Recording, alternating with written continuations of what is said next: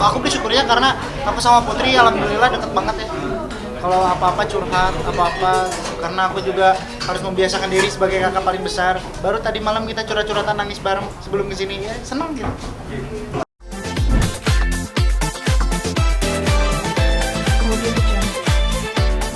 Oke, mau konser di Bengkel Cafe. Seperti apa mungkin prepare-nya dan udah sold out ya untuk resale? Deg-degan, jadi sebelumnya juga aku pengen berterima kasih atas apresiasi dari orang-orang di luar sana. Aku tahu banget kalau ini adalah obat rindu untuk orang-orang di luar sana yang akan rindu banget akan hiburan ya. Jadi kemarin aku sama Rahul, manajer aku, punya kepikiran kalau misalkan gimana caranya menutup akhir tahun ini dengan bersilaturahmi dengan orang-orang yang mungkin aware banget dengan Iki. Mungkin bukan hanya mendengarkan karya-karya Iki, tapi mungkin mereka tahu banget karir perjalanan Iki sampai detik ini seperti apa. Akhirnya kita bikin konsep, udahlah kita coba cari tempat dan kita langsung kerja sama bengkel. Kita Airpass Music sebagai label juga bertanggung jawab besar nantinya. Dan juga kita joget dulu sama-sama.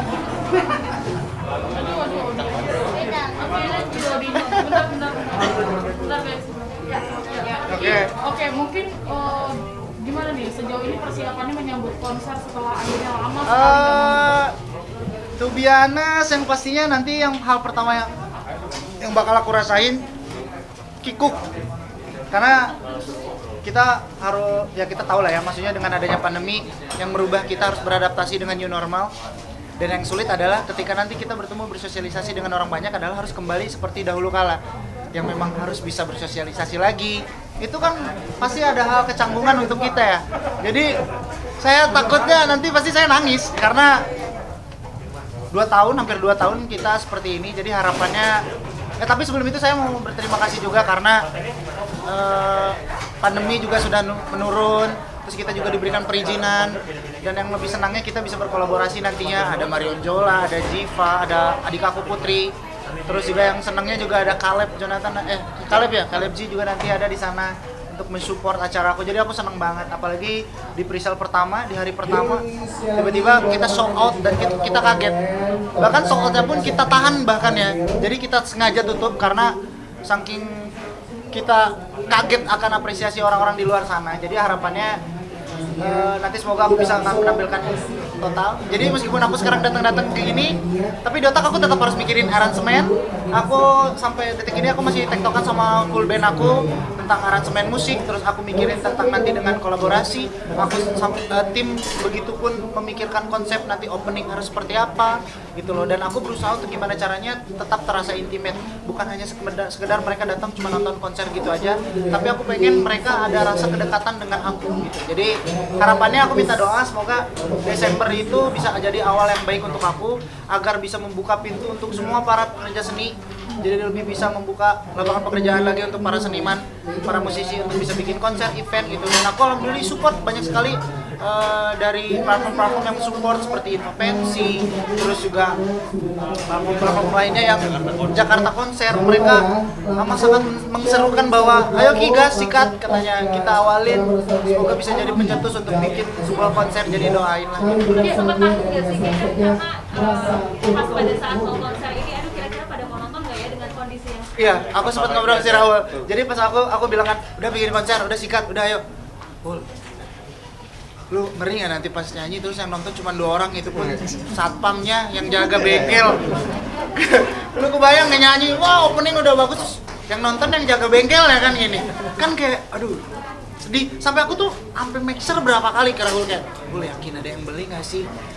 Ngerti nggak? Itu perasaan saya karena saking lamanya tidak ada acara yang offline, yang tidak langsung bertatapan muka dengan banyak orang. Sampai akhirnya terbiasa, jadi ketika ada acara yang memang dikhususkan untuk banyak orang, jadi banyak ketakutan. Akhirnya kayak, ini ada yang nonton nggak ya? Ada yang beli nggak? Itu kemahalan nggak sih kalau segitu? Turunin nggak sih? Jadi banyak ketakutan banget tuh. Tapi akhirnya udah tenang, katanya kita coba aja dulu. Dan ternyata benar, ketika kita rilis udah sold out. Dan sebenarnya mungkin ini obat rindu untuk para resellers juga, karena sebelum pandemi ketika aku bikin konser pertama kali di Bandung itu, aku sudah punya rangkaian untuk tur berapa puluh titik. untuk bikin konser titik ini, tapi karena pandemi kita ke stop. Jadi mungkin ya Desember ini menutupi akhir tahun dengan kebahagiaan nanti. Ini kan bisa dibilang antusias dari penonton luar biasa ya ternyata. Kedepannya akan mungkin bikin jadwal-jadwal, nah kan tadi Inul bilang tuh turnya ketunda. Nah mungkin nggak sih akan setelah ini ada tour lagi?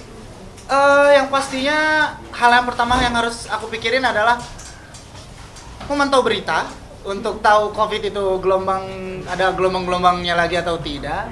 Terus juga yang kedua kita harus memikirkan banyak juga nanti dengan label.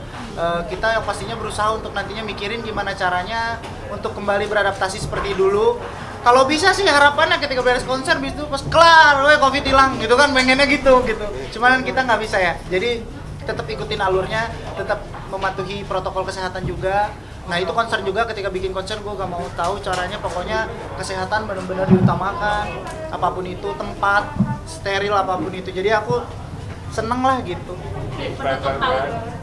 Penutup tahun yang manis buat Iki di tahun ini, mungkin ada nggak sih kayak nantinya berarti tahun depan akan bisa melakukan ini? Ada nggak sih udah yang sudah Iki list? Ya, karena tadi ya aku tuh orangnya overthinking, sok-sokan visioner gitu ya. Jadi kayak sekarang masih Desember tapi di otak tuh udah mikirin kayak oke, plan tahun depan aku pengen bisa bawain lagu A, B, C gitu misalkan. Terus aku pengen nyiptain lagu seperti ini.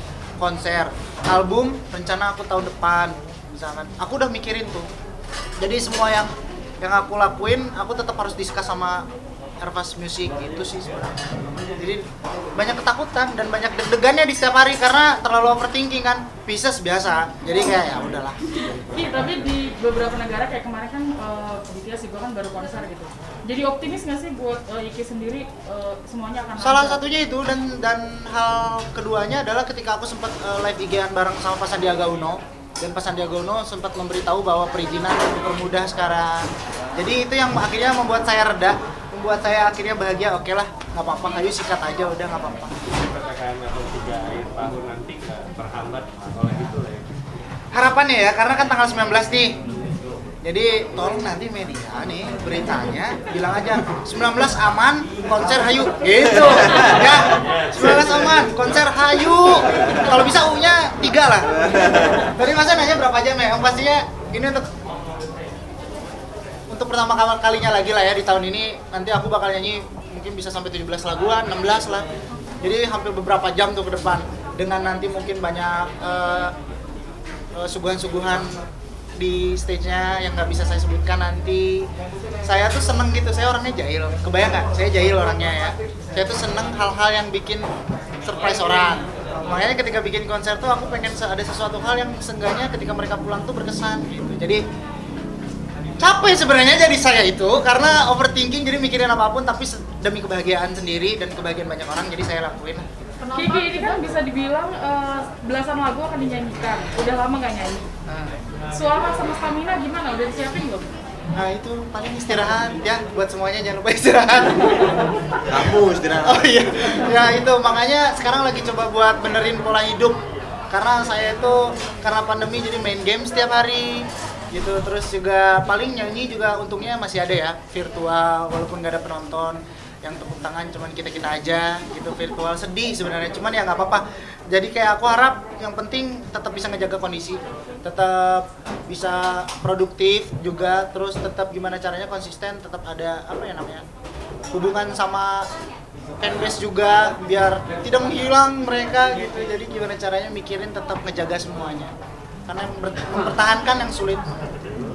Oke, ini kan Desember kayaknya bulan penuh kebahagiaan ya buat kamu ya. Amin ya Allah. Mungkin salah satunya ini nggak sih, sebentar lagi mau punya adik mungkin gimana? Ya alhamdulillah, doain ya bunda. Semoga nanti lahirannya lancar di pertengahan Desember. Tadi juga sebelumnya aku sempat lagi chat-chatan juga. Maksudnya bunda sekarang udah nggak bisa gerak, katanya tuh udah besar banget gitu. Ayah juga karena buncit kan. Jadi bunda nggak gerak kayak nggak kerja dong lu. Kayak gitu. Sebenarnya karena keluarga saya tuh chill banget, santai banget. Jadi senang gitu melewati di setiap harinya tuh gitu. Persiapannya Mau nggak ngabarin juga jadi lawakan di setiap hari. persiapannya udah apa sih mungkin dari keluarga sendiri? Yang pasti aku nggak tahu lebih karena aku jarang pulang gitu. gitu. Kayaknya mereka ketika lihat berita ini juga aku pasti ditegur karena nggak pulang. Jadi kalau kemarin aku sempat nanya dan lihat Bunda udah mempersiapkan kamar baru untuk dede bayinya, ruangan barunya, terus juga apa kemarin tuh baju-bajunya, set kamarnya aku kemarin sempat lihat. Terus juga aku juga mau ngasih, makanya ngasih tapi nggak surprise. Jadi aku nanya, Bunda yang kurang apa ya? Gitu. Nanti aku surprisein gitu. Jadi mau beliin apa? Belum tahu, kan surprise. Biar Bunda aja yang tahu. Aneh ya? Nama udah Iya, ada. Nama ada. Mau disebutin? Iki nyumbang nama nggak? Nyumbang kasih nama nggak? Apa? Ngasih Nyumbang ide kasih nggak? nama. Aku nggak cuma ngasih support aja. Jadi pas dia ngasih tahu, ini namanya ini mantap, bagus, kata aku teh. Siapa tuh namanya? Hah? Saya tidak ingin keceplosan. Inisial. Saya ditinggal itu. Ayah saya mengkip dari sampai sekarang saya tiba-tiba ngomong tidak dong. Bagus pokoknya. Nggak tahu pokoknya. Pokoknya namanya tuh barat banget lah, ke barat. Jawa Barat. Pokoknya ke barat-baratan banget. Nggak tahu deh pokoknya, nggak ada lah. Alhamdulillah baik. Alhamdulillah kemarin juga aku sempat tektokan sama Putri tentang dia. Aku juga beberapa kali dikirimin beberapa video dari mereka gitu ya, tentang aku udah gede, makanya seneng. Aku bersyukurnya karena aku sama Putri alhamdulillah deket banget ya.